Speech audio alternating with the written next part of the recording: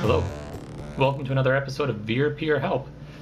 Today we're going to talk a little bit about saving batteries, a little bit about navigation, a little bit about internet connectivity, and how those kind of all go together. So basically, there's multiple methods you can use to save batteries. Probably one of the most important, though, is looking at how bright your screen is. Okay? Now, if you look at how bright your screen is, I have my brightness turned pretty far down. You can turn it, super bright, super dim. You can also set how soon the screen turns off. What else can you do to save batteries? Now, there's multiple methods of navigation. They all use, let me zoom in here a little bit, location services.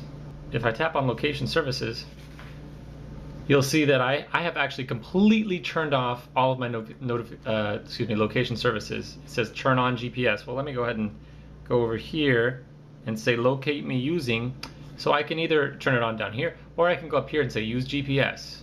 So if you're not the type of person that needs pinpoint accuracy, right?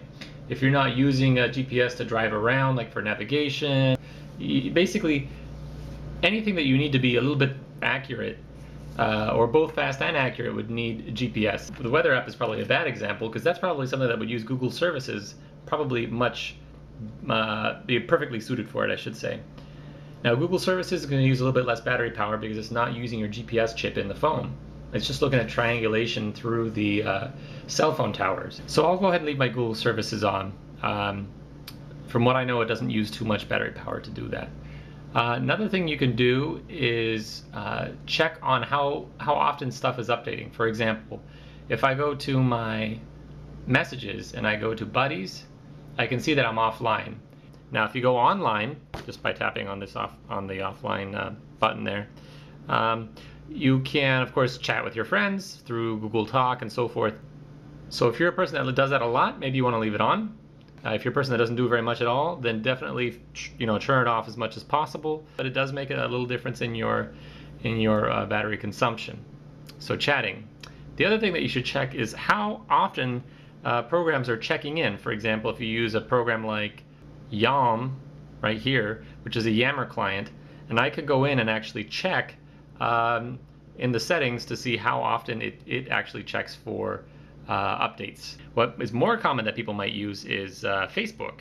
So let me go find my Facebook here. Okay. Same kind of deal. You can change the settings in there too. If you look at notifications every hour, and I have webOS notifications turned off, so I can tell it to check every 5 minutes up to manually. All right. So that'll save you battery the less often that checks. And the other thing that is good to check, very important, is your mail. I've already pulled up my settings in email under preferences here, okay? And while in there, I can say sync, check how often it syncs. It syncs 3 days of mail, and I have this set to manually.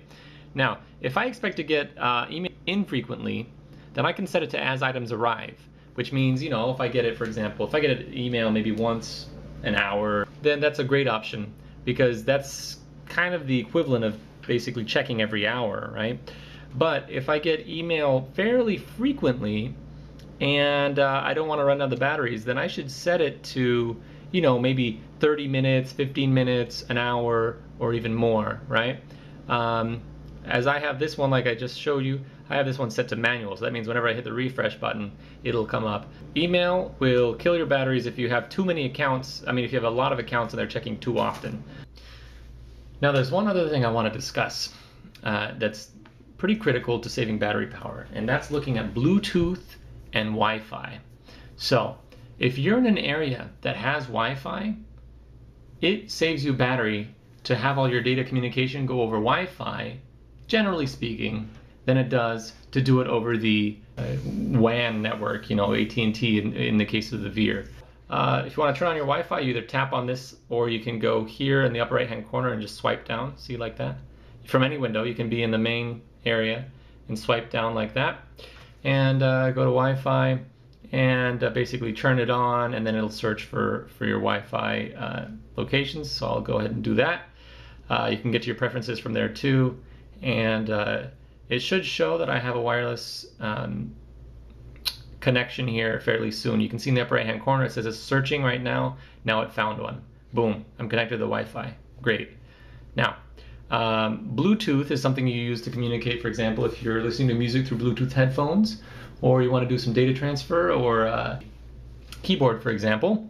You can use Bluetooth. But is that something you want to leave on? Well, some people leave it on, especially if you tend to kind of go in and out of using Bluetooth, or you're using it a lot in a particular day. If you have a headset or something like that, go ahead and leave it on.